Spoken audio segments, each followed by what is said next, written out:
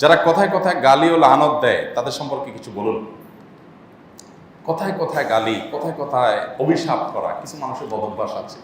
নবী করিম সাল্লাল্লাহু আলাইহি ওয়াসাল্লাম জাহান্নামে যাওয়ার একটা বড় কারণ উল্লেখ করেছেন এটাকে, যে যারা কথায় কথায় গালি দেয়, কথায় কথায় মানুষকে অভিসম্পাত করে। নবী করিম সাল্লাল্লাহু আলাইহি ওয়াসাল্লাম বলেছেন, লা ইয়াকুনুল মুমিনু তাআনান ওয়ালা লাআনান ওয়ালা ফাহিশান ওয়ালা বাযী। ঈমানদার কখনো গালিবাজ হতে পারে না, ঈমানদার কখনো অভিসম্পাতকারী হতে পারে না, ঈমানদার কখনো কথায় কথায় ছোট লোকের মতো নিচু কথা বলতে পারে না।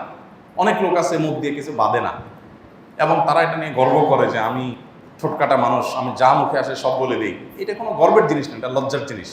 ঈমানদার লজ্জাশীল হবেন, যা মুখ দিয়ে আসবে তা বলবেন না, হিসাব নিকাশ করবেন। তা না হলে সেটা একজন ঈমানদারের যে চরিত্র থাকা উচিত সেই চরিত্রের সাথে সেটা যায় না, এটা ঈমানদারের চরিত্রের খেলাপ। সেজন্য এরকম করা উচিত না, গালমন্দ করা উচিত না। কখনো যদি আপনার খুব রাগ হয়, আপনি ভৎসনা করেন, কিন্তু এমন শব্দ দিয়ে যেটা কোনো গালি না হয়, অমুকের বাচ্চা, তমুকের বাচ্চা, এগুলো গালি। তারপর আপনার বিভিন্ন রকমের কটু কথা, গালি কাকে বলা হয় সেটা সংজ্ঞা তার আলাদা বোঝায় দেওয়ার দরকার নেই।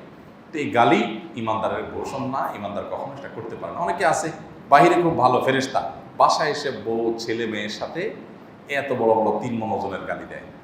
বাহিরে কিন্তু উনি খুব ফেরেশতা, ওনার যে এরকম গালি দিতে পারেন এটা বাইরে মানুষ আইডিয়াও করতে পারে না যে লোকটা এরকম গালি দিতে পারে। তো বাসার লোকজন জানে। এই জন্য নবী করিম সাল্লাল্লাহু আলাইহি ওয়াসাল্লাম বলেছেন, খায়রুকুম লিআহলিহি ওয়া আনা খায়রুকুম লিআহলি। তোমাদের মধ্যে সবচেয়ে ভালো মানুষ তারা যারা তাদের পরিবারের কাছে ভালো।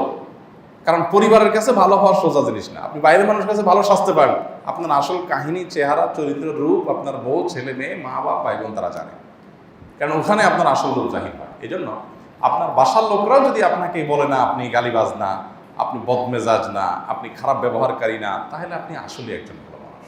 তো সেই জায়গাটা আমাদের যাওয়ার চেষ্টা করতে হবে। আল্লাহ আমাদের তৌফিক দান করুন।